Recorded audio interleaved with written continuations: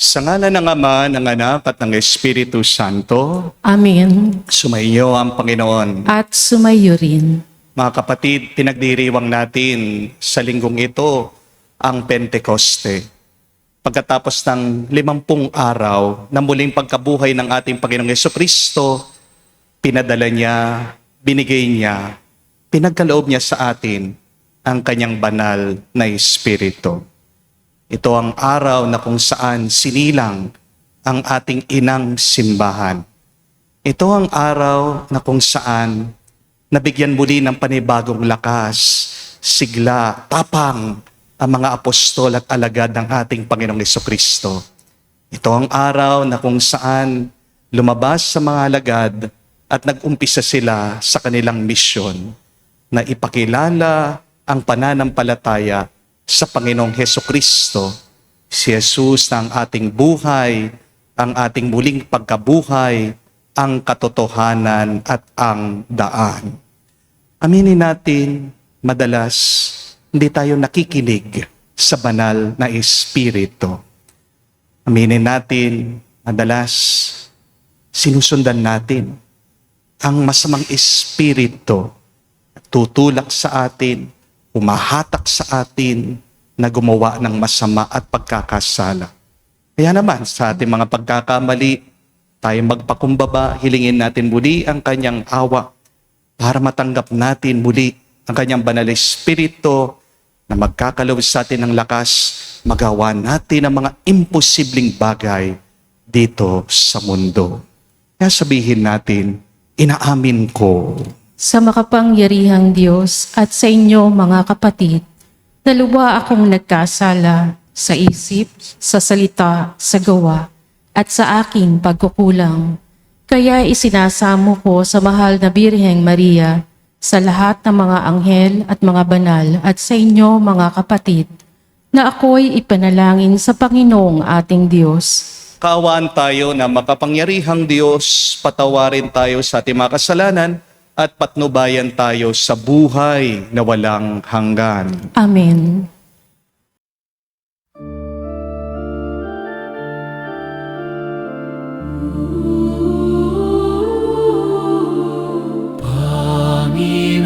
Panginoon, maaaka. Panginoon, mabaka.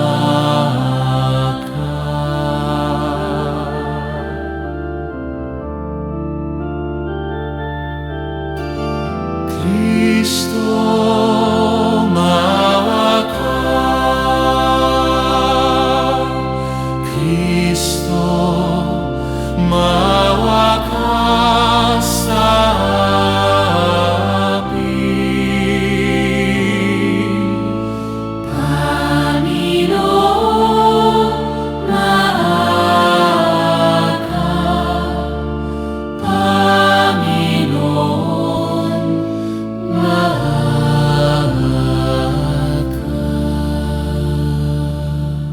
Gloria in excelsis Deo.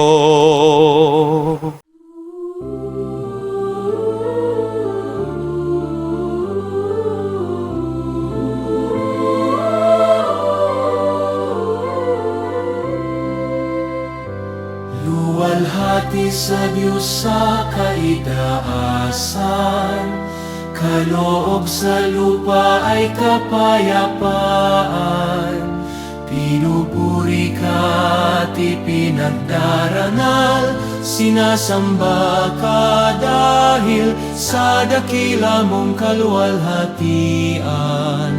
Panginoon naming Diyos, Hari ng langit, Amang makapangyarihan, Panginoong Hesukristo, buktong na anak ng Diyos, Kordero ng Ama.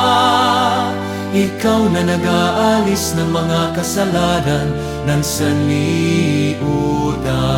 Tanggapin mo ang aming kahilingan, ikaw na nanuluklok sa kanan ng Ama. Maawa ka sa amin, Ikaw lang amang manal, Panginoong Hesu Kristo, kasama ng Espiritu, sa luwalhati ng Ama. Amen, amen, amen, amen.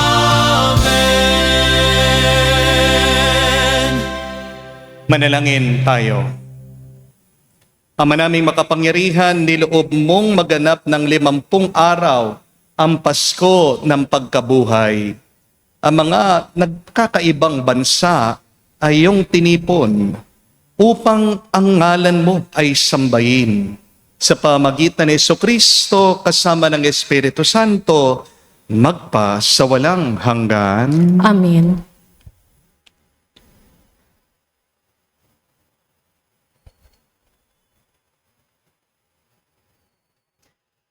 Pagbasa mula sa mga gawa ng mga apostol.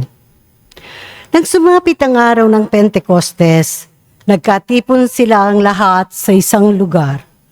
At biglang narinig ang isang ugong mula sa langit. Animoy agunot ng malakas na hangin. At napuno nito ang bahay na kinaroroonan nila. May nakita silang wari mga dilang apoy na lumapag sa bawat isa sa kanila.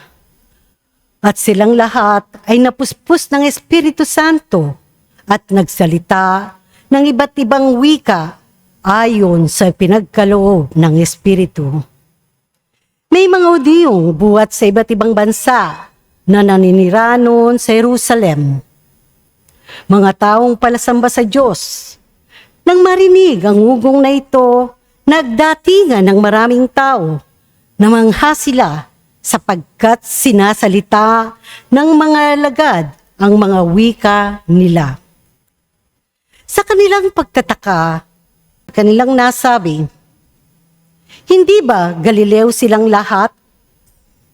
Bakit ang atin nating katutubong wika ang naririnig natin sa kanila?" Tayong mga taga-Parsya, mga taga-Media, mga taga-Elam, mga nininiran sa Mesopotamia, sa Judea at Cappadocia, sa Punto at sa Asia. Mayroon pa sa ating taga-Phrygia at Pamphylia, Ehipto at mga saklaw ng Libya na sakop ng Cyrene, at mga nakikipanirahan mula sa Roma. Maging mga Udyo at mga nakit sa Judaismo. May mga taga-Kretia at Arabia pa rito. Paano sila nakakapagsalita sa ating wika kung tungkol sa mga kahanga-hangang gawa ng Diyos? Ang salita ng Diyos. Salamat sa Diyos. Espiritu mo isuguin, punta na iyong baguin. Espiritu mo'y suguin, poon, tanay iyong baguhin. Pinupuri ka pong Diyos nitong aking kaluluwa. O Panginoong Diyos, kay dakila mong talaga. Sa daigdig ikaw roon, kay rami ng iyong likha, sa daming nilikha mo'y gapana ng lupa. Espiritu mo'y suguin, poon, tanay iyong baguhin.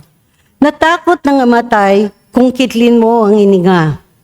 Mauwi sa labok pagkat doon mula sila. Taglay mo ang espiritu upang buhay ay ibalik.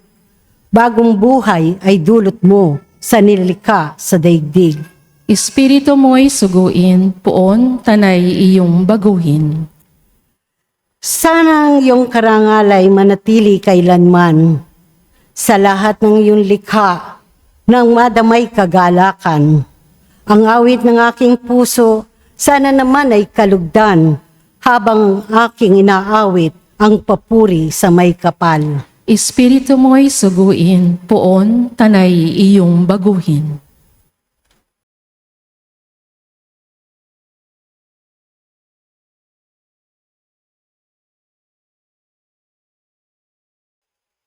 Pagbasa mula sa unang sulat ni Apostol San Pablo sa mga taga-Korinto.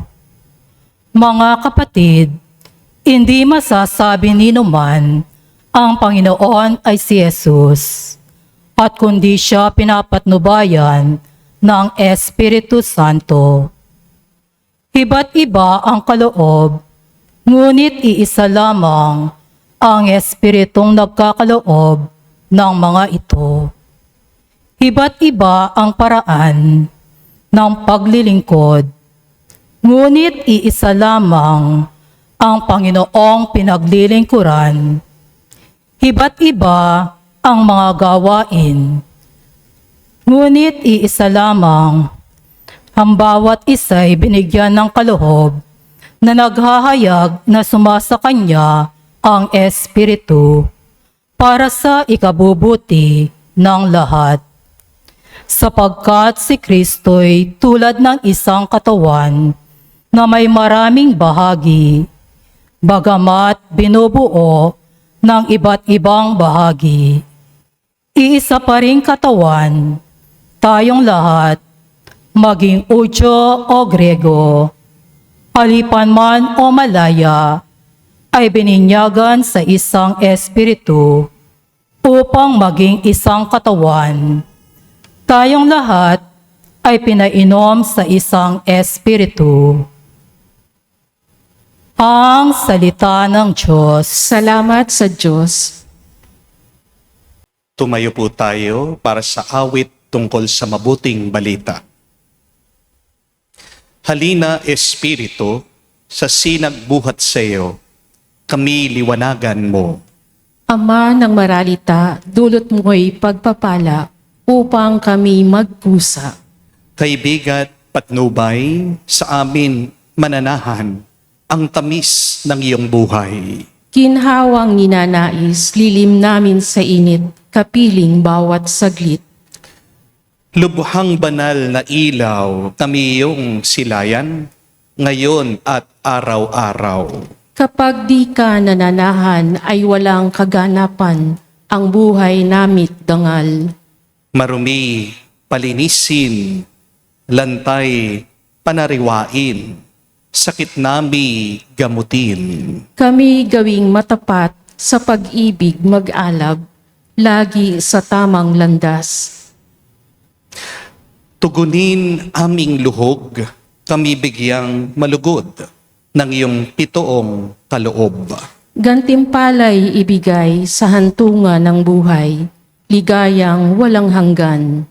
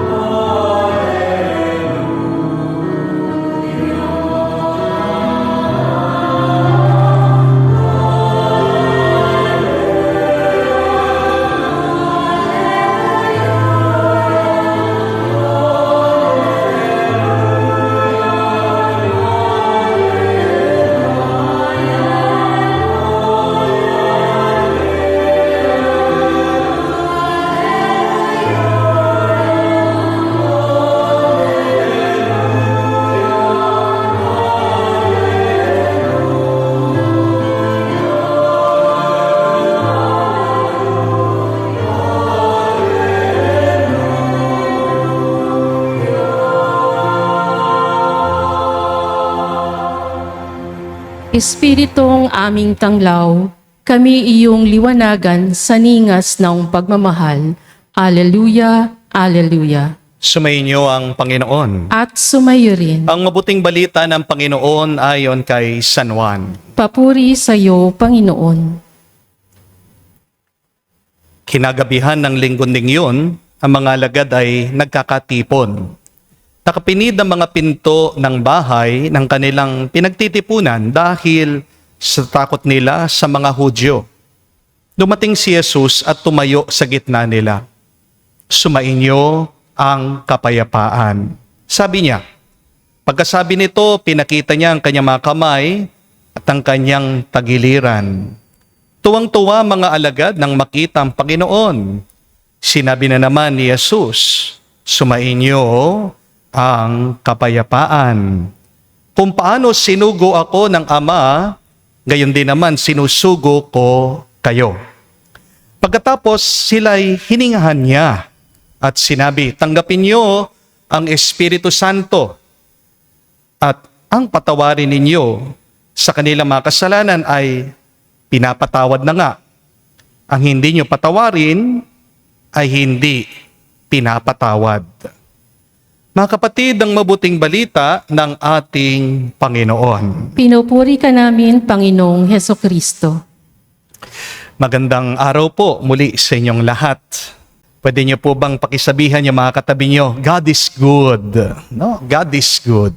How good is our God?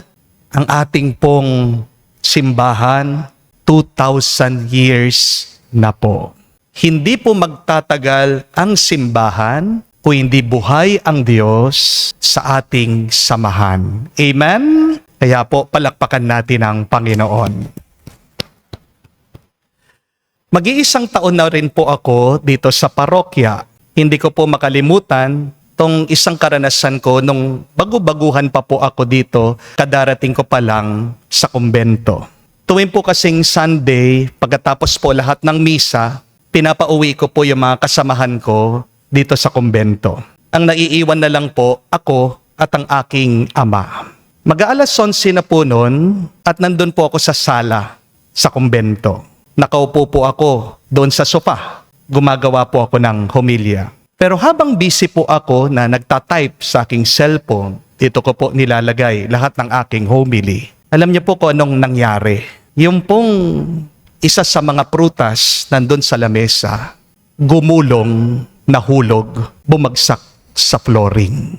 Nagtingin-tingin po ako, wala naman tao. Chinek ko po yung electric fan, hindi naman po umaandar. Wala pong hangin. Hinawakan ko po yung flooring, hindi naman po lumilindol. Biglang tumayo po ang aking balahibo at dali-dali po akong pumasok sa aking kwarto. Siyempre, kahit napari po ako, natatakot din naman ako eh. Kayo, di ba kayo takot sa mga multo? Ito po ang kahinaan kasi natin eh. Ang nakakatawa minsan sa atin. Mas malakas pa ang ating paniniwala sa mga multo kaysa sa banal na espiritu. Amen? Aminin niyo po. Yung mga iba pa nga sa inyo, kinakausap mga multo. Sinasabi, huwag kang magpapakita sa akin ha, kung hindi, maatake ako, mamamatay ako. Pero ang tanong, ang banal na espiritu ba kinakausap natin? Di ba madalas hindi? Kung man kinakausap natin ang Holy Spirit, marahil dahil kailangan lang natin. Amen? Hindi po nakakapagtaka sa tatlong persona ng Santissimo Trinidad, ang banal na espiritu ang hindi po natin masyadong kakilala. Alam po natin ang Diyos Ama kasi pag tayo'y nagdarasal, pansin nyo, nauuna nating tinatawag ang pangalan Diyos, Amang Makapangyarihan. Kilalang-kilala din natin ang Diyos Anak, ang ating Panginoong Hesukristo. Diba? Tinatawag din natin ang pangalan ni Jesus kapag lumilindol, kumikidlat, kapag may sunog, kapag may problema. Pag tayo'y may suliranin, paulit-ulit sinasabi natin, Jesus, Jesus, Jesus, save me. Pero ang tanong, ilan ba sa atin ang tumatawag sa banal na espiritu kapag nahihirapan tayo? Maaring kakaunti lamang. Di po ba? Mga kapatid, isang dahilan siguro bakit marami po sa atin hindi kilala ang banal na espiritu kasi gusto natin siyang intindihin. Pero ang banal na espiritu ay hindi lang iniintindi. Siya po dapat ay nararanasan. Kaya nga po ang tanong, sino ba ang banal na espiritu? Kung tayo po ay magiging biblical, may 3 pong larawan ang banal na espiritu. First, the Holy Spirit is like the fire. Nung pong Pentecoste, narinig natin sa unang pagbasa, ang banal na espiritu daw biglang bumaba sa mga apostol parang dila ng apoy. Bakit po apoy? Because fire gives warmth, light, purification, and power. Kung walang apoy, giginawin ang tao. At ganyan din po, kung wala ang banal na espiritu, manlalamig ang kaluluwa natin. Totoo naman po, merong mga tao, buhay naman, pero bakit napakalamig ng puso nila? Hindi sila marunong magmahal, hindi sila marunong maawa, madali silang magalit, madali silang manakit. Amen? Pero ang puso, kapag nilapit mo sa banal na espiritu, ang puso, kapag yan ay pinasuka ng espiritong banal, diyan siya nag-uumpisang umibig. Amen? At alam niyo po mga kapatid, ang apoy hindi lang nagpapainit. Naglilinis din yan.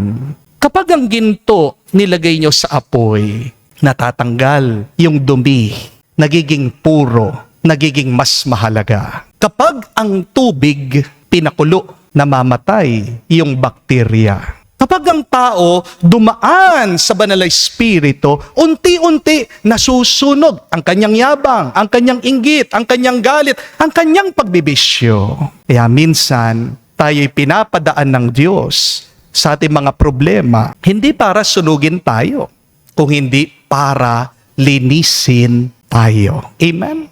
Kaya nga po, tandaan niyo, mga kapatid, ang apoy na binibigay ng Diyos sa kanyang banal na espiritu ay nandyan para tulungan tayo. Pero ang apoy, kapag hindi mo ginagamit, namamatay, nawawala. Di po ba?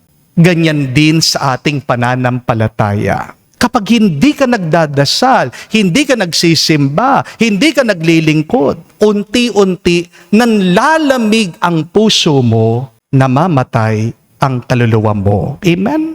Kaya kung tinatamad ka, nanghihina ka, nalilito ka, magdasal ka at humiling ka sa banal na espiritu na palakasin kanya. Amen?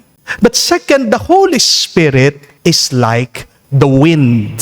Sa gawa po ng mga apostol, narinig po natin, ang pagdating ng banal na espiritu ay parang isang malakas na ugong ng hangin. Hindi man po nakitang banal na espiritu, pero siya'y naranasan ng mga alagad. At di ba ganyan din po sa hangin? Hindi mo man yan nakikita, pero nararamdaman mo. At anong pinakamagandang binibigay ng banal na espiritu, ng hangin? Kalayaan. Kapag mahangin ang paligid, gumagaan ang ating pakiramdam. Kapag merong hangin, nakakahinga tayo ng maayos. Pero kapag nakakulong ka sa isang masikip na kwarto, walang bintana, walang hangin, parang nasasakal ka. Di po ba? Ganon din po sa buhay natin minsan. Maraming tao sa buhay, parang sinasakal sila ng kanilang mga problema. Sinasakal sila ng kanilang mga takot, galit, insecurities, ng kanilang mga kasalanan. Kaya kailangan natin ng banal na espiritu dahil ang Espiritu Santo ang nagpapalaya sa atin. Naalala ko po nung minsan, meron pong isang grupo ng mga followers bumisita po dito sa parokya. Halos puro mga babae po sila. Para-pareho po ang kanilang suot. Nakadress po sila na may design na sunflower. Mukhang mag-outing po ang grupong ito pagkatapos silang magsimba sa akin. Pero pagkatapos po ng picture taking dito sa harapan ng altar, isa-isa po umalis yung mga babae. Pero meron pong isang dalaga nakatayo dito sa aking harapan. Nakaharap po sa akin, nakatitig lang. Ayaw po niyang umalis. At sabi ko sa aking sarili, aba, napugian yata sa akin, sabi ko. Kaya natanong ko, Iha, meron ka bang gustong sabihin? Meron ka bang gustong ipagdasal sa akin? Alam niyo po kung ano sabi ng dalaga? Father, tinatapakan niyo po yung dress ko, hindi ako makaalis. Sabi niya. Wow, mali. Pero mga kapatid, habang pinagtatawanan ko po ang aking sarili, napaisip po ako, maraming mga tao sa buhay po natin, gustong umabante, pero may tumatapak sa kanila. Hindi po ba? Merong mga taong humihila sa kanila pababa. Merong mga taong sumisira sa kanila. Merong mga tao na paulit-ulit pinaparamdam sa atin minsan na wala tayong silbi. Di po ba? Minsan, hindi naman tao ang nakakatapak sa atin. Minsan gusto nating sumaya pero natatapakan tayo ng ating anxiety. Minsan gusto natin magbago pero hawak tayo ng bisyo. Gusto natin magpatawad pero nakakadena tayo sa sakit ng kahapon. Kaya nagpapasalamat po tayo sa Diyos dahil binigay niya ang banal na Espiritu niya sa atin para palayain ang ating isip, ang ating puso, ang ating mga kaluluwa. Ang banal na Espiritu ang susi sa saradong pintuan. Napansin niyo po sa Ebanghelyo nung dumating ang banal na Espiritu, lumabas daw doon sa kwarto itong mga takot na alagad. Dati silang nanginginig, dati silang nagtatago. Aba ngayon, nakakapagsalita sila ng iba't ibang lengguwahe pa. Pero nang dumating ang Espiritu Santo, doon lumakas ang loob nila. Mga kapatid, ito po ang ginagawa ng banal na Espiritu. Hindi lang po siya nagbibigay ng goosebumps kapag tayo nagdarasal. Hindi lang po emosyon ang Espiritong banal. Pero ang tunay na Espiritu ay magbibigay ng lakas sa atin para magawa mo yung mga dating kinakatakutan mong gawin. Dati natatakot ka magpatawad, ngayon kaya mo na. Dati alipin ka ng bisyo, ngayon lumalaban ka na. Dati walang direksyon ang iyong buhay, ngayon may purpose ka na. Dati takot kang magtiwala, ngayon nakakapagmahal ka na. Because the Holy Spirit gives us freedom. Third and last, the Holy Spirit is like the breath. Hininga ang banal na Espiritu. Subukan nyo nga po ito. Kunin niyo po mga kamay palad niyo. Huminga nga po kayo sa inyong kamay. Amuin niyo po. Ano pong amoy? Mabango po ba o mabaho? Ano po ang epekto ng hininga mo sa iyo? Nagbibigay ba ng buhay o nakakamatay? Kapag mabaho daw ang iyong hininga, may problema sa iyong loob. Amen? Sa Genesis, sa Biblia, basahin niyo man po. Paano nabuhay si Adan? Gawa lang naman po siya sa putik. Hiningahan daw ang kanyang ilong nitong hininga na galing sa Diyos. At noon sa Pentecoste, hiningahan ni Jesus ang kanyang mga alagad. At anong sabi niya? Receive the Holy Spirit. Dahil po dito, biglang nagbago ang mga alagad. Yung mga dating takot, naging matapang. Yung mga nagtatago, lumabas para mangaral. Mga dating nanginginig, handa ngayong magpakamatay para kay Kristo. Without the breath, the body dies.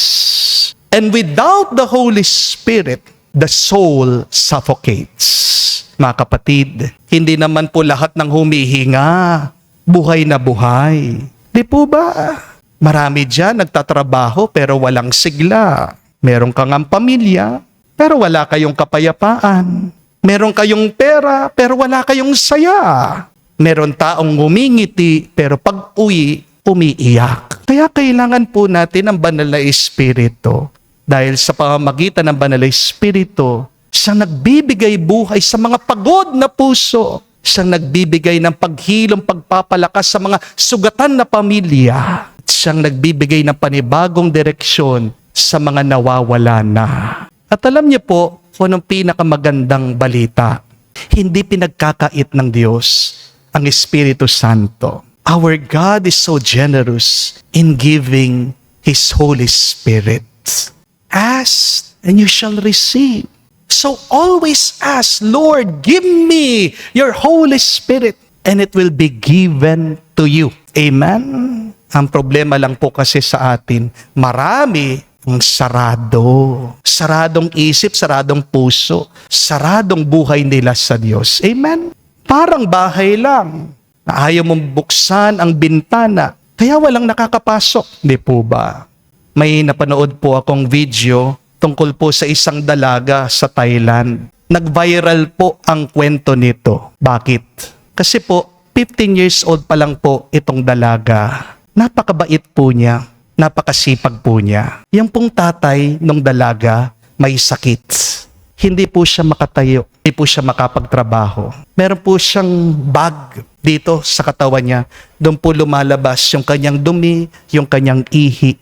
Yung nanay po nitong dalaga, simpleng janitress lang. Pagkatapos po ng klase, imbis na magpahinga po itong dalaga o mag-cellphone, alam niyo pong ginagawa niya, namumulot po siya ng mga bote ng plastic para ibenta. At yung pong perang yon, ginagamit niya pambili ng gamot, pambili ng pagkain para sa kanyang tatay. Pag-uwi po ng bahay nitong dalaga, siya pa pong maghihilamos sa kanyang ama. Papalitan po niya yung diaper ng kanyang tatay, papakainin po siya. At alam niyo po, habang pinapanood ko itong video, natatouch po ako.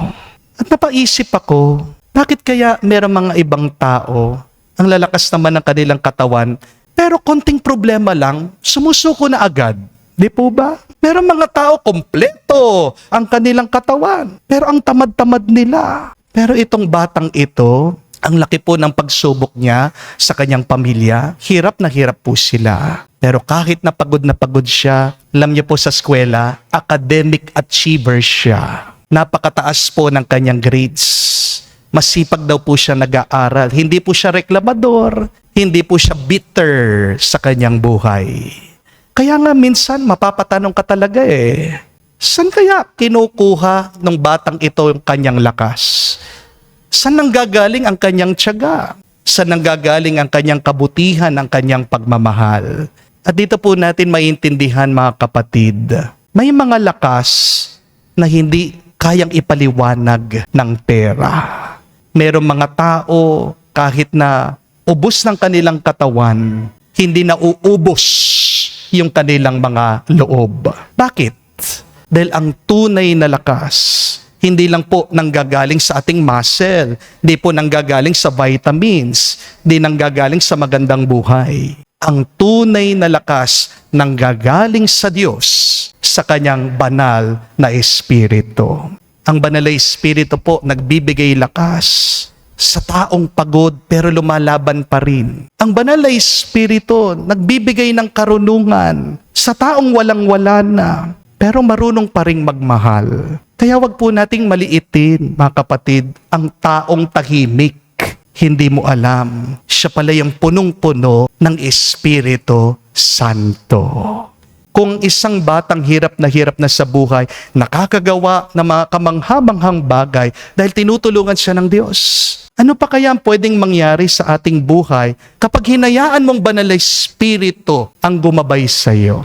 Baka kaya mo nang patawarin yung mga taong sobrang nakasakit sa iyo. Baka kaya mo nang bumangon diyan sa pagkabaon mo sa problema. Baka kaya mo nang magmahal muli kahit na ilang beses kang nasaktan at nabigo. At baka kaya mo nang lampasan yung mga imposible mong pagsubok. Mga kapatid, hindi naman po hadlang ang ating mga kahirapan kapag ang Diyos ang pinanggagalingan ng lakas natin. Amen? Kaya sa banal na misa pong ito, wag lang tayo humingi ng pera sa Kanya, wag lang tayong humingi ng swerte o magandang buhay. Ang pinakamahalagang hingin natin ay ang Kanyang banal na Espiritu. Dahil kapag ang tao napuspos ng Espiritu Santo, ang ordinaryo nagiging extraordinaryo. Kaya magdasal po tayo. Sabihin natin sa banal na misang ito, Espiritong banal, painitin mo ang nanlalamig naming puso. Hipan mo ang buhay naming napakagulo at palakasin mo ang aming kaluluwa na pagod na. Hari nawa sa pamagitan ng banal na Espiritu, tanggapin natin ang bagong tuwa, ang bagong kapayapaan at bagong buhay. Amen. Tumayo po tayo, pahayag po natin ang ating pananampalataya. sumasampalataya ako Sa Diyos amang makapangyarihan sa lahat, na may gawa ng langit at lupa, sumasampalataya naman ako kay Heso Kristo, iisang anak ng Diyos, Panginoon nating lahat. Nagkatawang tao siya lalang ng Espiritu Santo. Ipinanganak ni Santa Mariang Birhen, pinagpakasakit ni Poncio Pilato, ipinako sa krus na matay inilibing, nanaog sa kinaroroonan ng mga yumao. Nang may ikatlong araw na buhay na magmuli, umakyat sa langit, naluklok sa kanan ng Diyos amang makapangyarihan sa lahat. Doon magmumulat pariririto, maghuhukom sa mga nabubuhay at nangamatay na tao. Sumasampalataya naman ako sa Diyos Espiritu Santo, sa banal na simbahang Katolika, sa kasamahan ng mga banal, sa kapatawaran ng mga kasalanan, sa pagkabuhay na muli na ng matay na tao at sa buhay na walang hanggan. Amen. Nagagalak sa pagdating ng Espiritu Santo at sa kaarawan ng simbahan, tayo nagpapasalamat sa Diyos, ating Ama at kay Jesus na ating kapatid sa handog ng Espiritu Santo. Manalangin tayong mapuspos ng pag-ibig ng Espiritu at ating sabihin, Panginoon, dinggin mo kami. Panginoon, dinggin mo kami. Para sa simbahan, naway ang kanyang pamunuan at mga kasapi ay lumago sa bilang at kadalisayan at magpakita ng pagtitiwala at pagsunod sa Santo Papa at mga obispo. Manalangin tayo.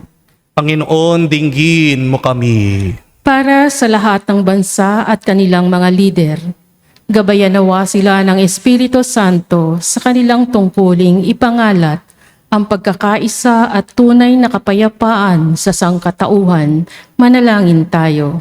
Panginoon, dinggin mo kami.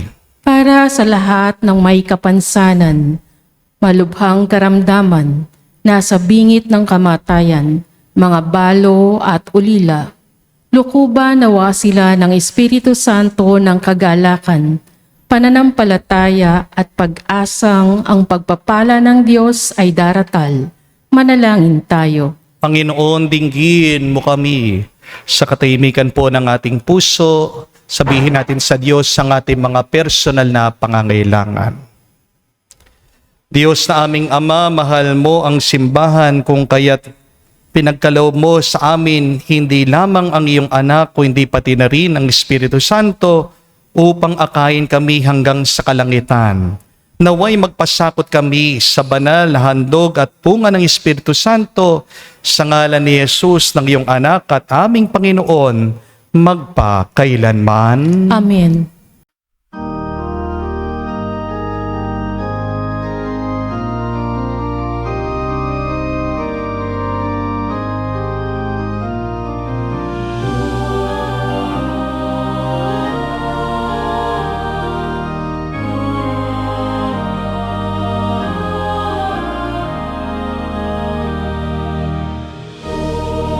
Diyos, tanggapin mo,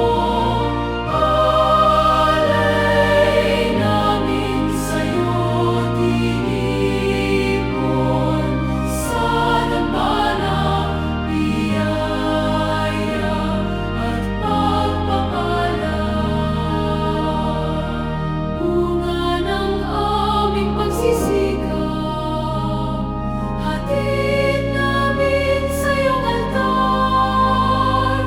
Paspasan mo't gawing nararapat sa pag-ibig mong matapat. O Diyos, tanggapin mo, alay namin sa'yo tinipon, sa dambana, biyaya at pagpapala. Manalangin kayo mga kapatid para ang ating mga paghahain ay kalugdan ng Diyos amang makapangyarihan. Tanggapin nawa ng Panginoon itong paghahain sa iyong mga kamay.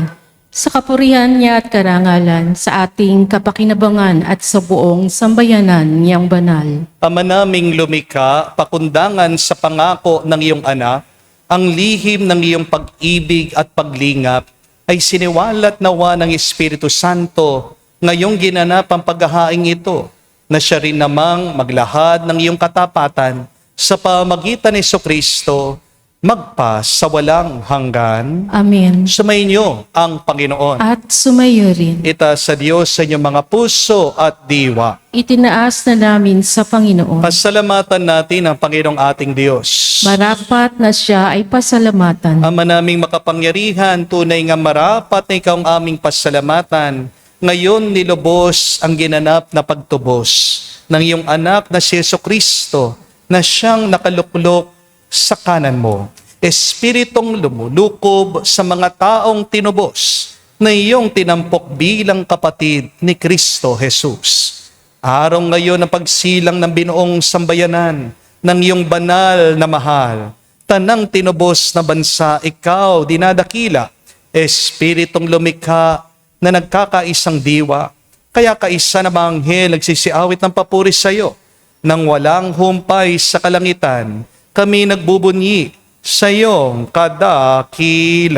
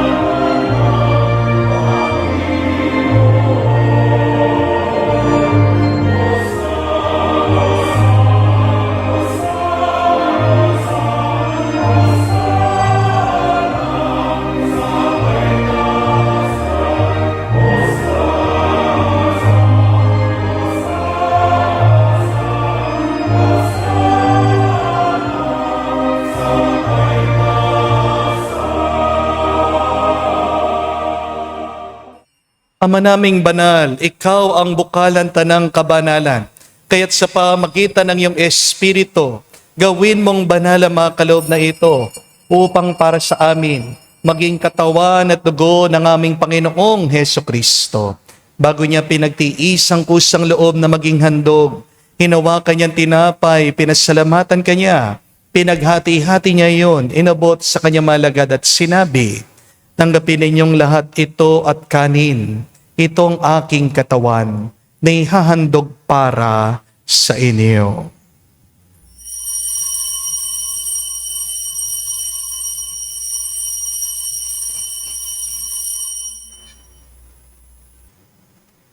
Gayon din naman, na matapos ang hapunan, hinawakan niyang kalis. Muli kanyang pinasalamatan.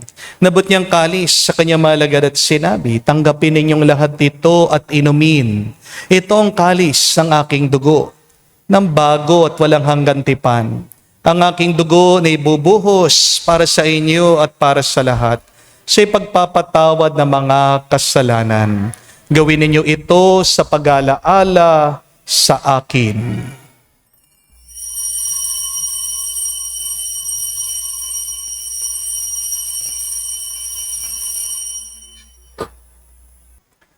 Ang misteryo ng pananampalataya. Aming ipinahayag na namatay ang iyong anak, nabuhay bilang Mesiyas at magbabalik sa wakas para mahayag sa lahat. Ama, ginagawa namin ngayon ang pag-alaala sa pagkamatay, muling pagkabuhay ng iyong anak. Kaya tinialay namin sa iyo ang tinapay, nagbibigay buhay, at ang kalis na nagkakaloob ng kaligtasan. Kami nagpapasalamat dahil kami yung minarapat na tumayo sa harap mo para maglingkod sa iyo.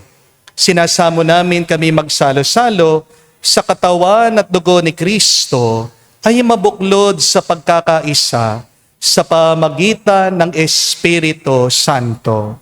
Amalingapin mong iyong simbahan, laganap sa buong daigdig. Puspusin mo kami sa pag-ibig. Kaisa ni Leon ang aming Santo Papa, si Florentino aming Arsobispo at ng Tanang Kaparian.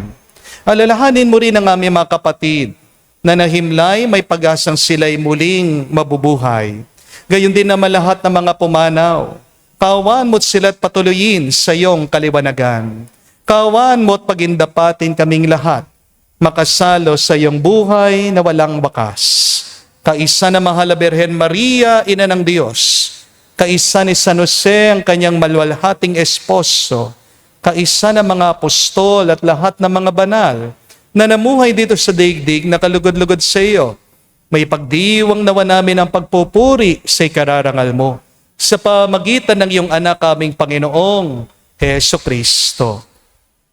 Sa pamamagitan ni Kristo, kasama niya at sa Kanya, ang lahat ng parangal at papuri ay sa iyo, Diyos Ama, makapangyarihan, kasama ng Espiritu Santo, magpasawalang hanggan. Amen, Amen, Amen, Amen, Amen, Amen. Sa nakagaling na utos sa turo ni Jesus sa Panginoon natin na Diyos, ipahayag natin ang lakas, loob.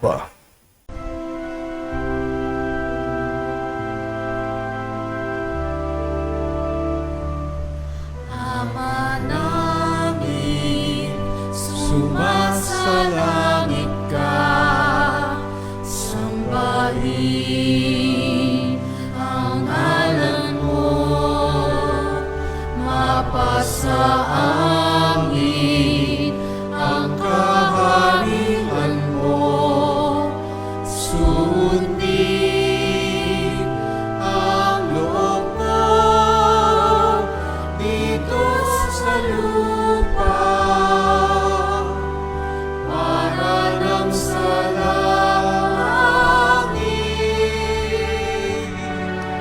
Bigyan mo kami ngayon ng aming kakanin sa araw-araw. At patawarin mo kami sa aming mga sala para nang magpapatawad namin sa nagkakasala sa amin. At huwag mo kaming ipahintulot sa tukso, at iadya mo kami sa lahat ng masama. Hiniling namin kami adya sa lahat ng masama, pagkalooban ng kapayapaan araw-araw, iligtas sa kasalanan, ilayo sa lahat ng kapamakan, samantalang aming pinanabikan ang dakilang araw ng pagpapahayag ng tagapagligtas naming si Heso Kristo. Sapagkat iyo ang kaharian at ang kapangyarihan at ang kapurihan magpakailanman. Amen. Panginoong Yesu Kristo, sinabi mo sa mga apostol, kapayapaan ang iniwan ko sa inyo. Ang aking kapayapaan binibigay ko sa inyo. Tunghayan mong aming pananampalataya at huwag ang aming pagkakasala. Pagkalooban mo kami ng kapayapaan at pagkakaisa ayon sa iyong kalooban. Kasama ng Espiritu Santo, magpa sa walang hanggan. Amen. Kapayapaan ng Panginoon ay laging sumainyo. At sumayo rin. Magbigayan po tayo ng kapayapaan sa bawat isa. Peace with you po. Kapayapaan po sa inyong lahat.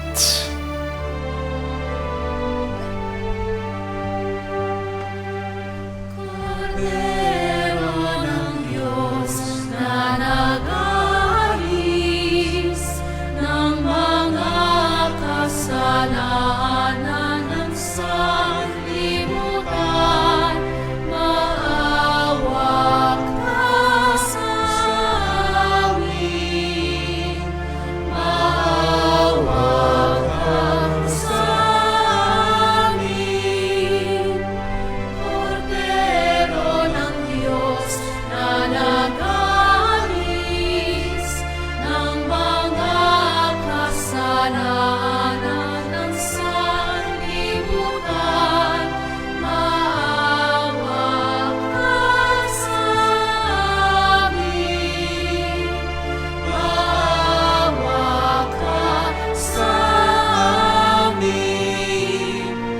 Kordero ng Diyos na nag-aalis ng mga kasalanan ng sanlibutan, ipagkaloob mo sa amin ang kapayapaan. Mga kapatid, naririto ang ating Panginoong Jesucristo, ang Kordero ng Diyos. Siya nag-aalis sa mga kasalanan ng sanlibutan. Mapalad tayong lumalapit sa piging ng Kordero. Panginoon, hindi ako rapat-dapat na magpatuloy sa iyo. Ngunit sa isang salita mo lamang ay gagaling na ako.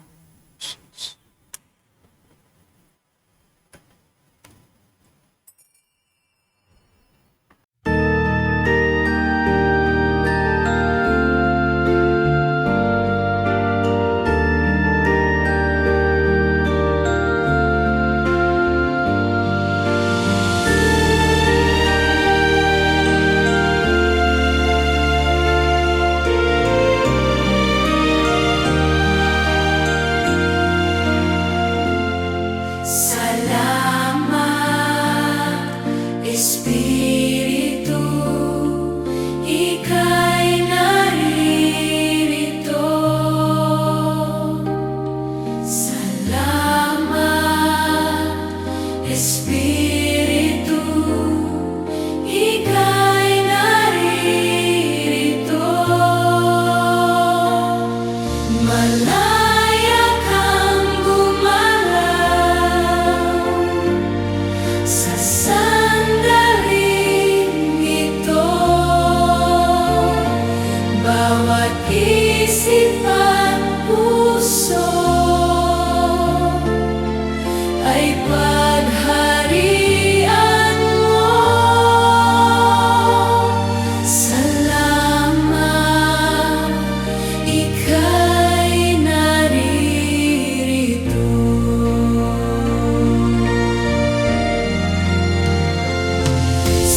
Salamat, Espiritu, ika'y narito.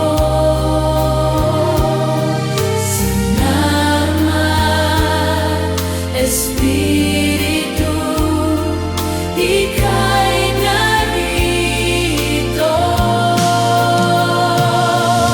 Malaya kang gumalaw sa sandaling ito. Bawat isip at puso ay pagharian mo. Salamat, ika'y naririto.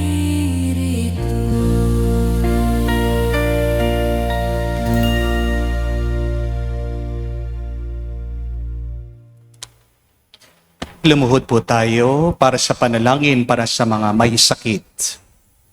Panginoong Yesus, lumalapit po kami sa iyo ngayon upang idulog ang kagalingan ng mga may sakit.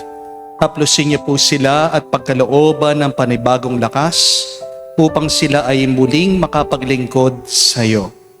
Patawarin niyo po sana sila sa kanilang mga kasalanan at pagkalooban ng kagalingang pangkaluluwa. Amen. Sa katahimikan po ng ating puso, banggitin natin sa Diyos ang pangalan ng mga kapatid nating pinagdarasal na mabilis na gumaling pagkalooban ng paghilom, pagpapalakas galing sa Panginoon. Hinihiling namin ito sa ngalan ni Kristo, aming Panginoon. Amen. Panalangin para sa mga OFW. Ama, pinapanalangin namin sa iyong natatanging kahilingan ng lahat ng mga nagtatrabaho sa ibang bansa. Tulungan mo sila bawat sandali ng kanilang buhay habang nasa ibang bansa. Palakasin mo sila kapag pinanghihinaan sila ng kalooban. Pagalingin mo sila tuwing nagkakasakit.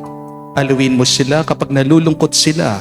Ilayo mo sila sa namang masama at kapahamakan upang magpatuloy sila lagi sa kanilang buhay. Mapahalagan nawa ng kanilang mga pamilya ang bawat sakripisyo nila sa ibang bansa upang wag masayang ang kanilang pagpapagal. Kawaan at pagkalooban mo ng biyaya ang lahat ng mga OFW dahil sa iyo lamang aasa at wala nang iba pa. Ang lahat ng ito ay aming sama-samang panalangin sa ngalan ni Jesus. Amen. Banal na mukha ni Jesus. Kaawaan mo kami. Manalangin tayo.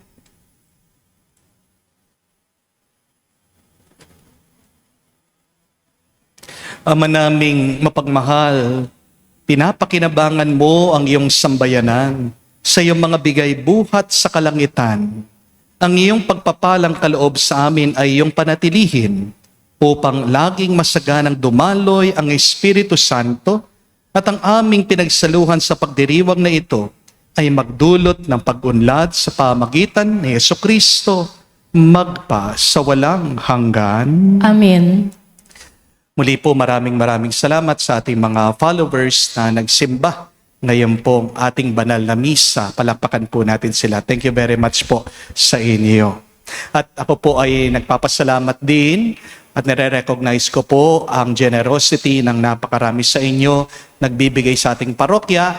By last week po, tayo po ay nakalikom na ng panibagong pondo at nakabili po tayo more than 500 na mga kagamitan para po sa mga bata na ipagkakalob po natin sa mga susunod na araw, mga school supplies.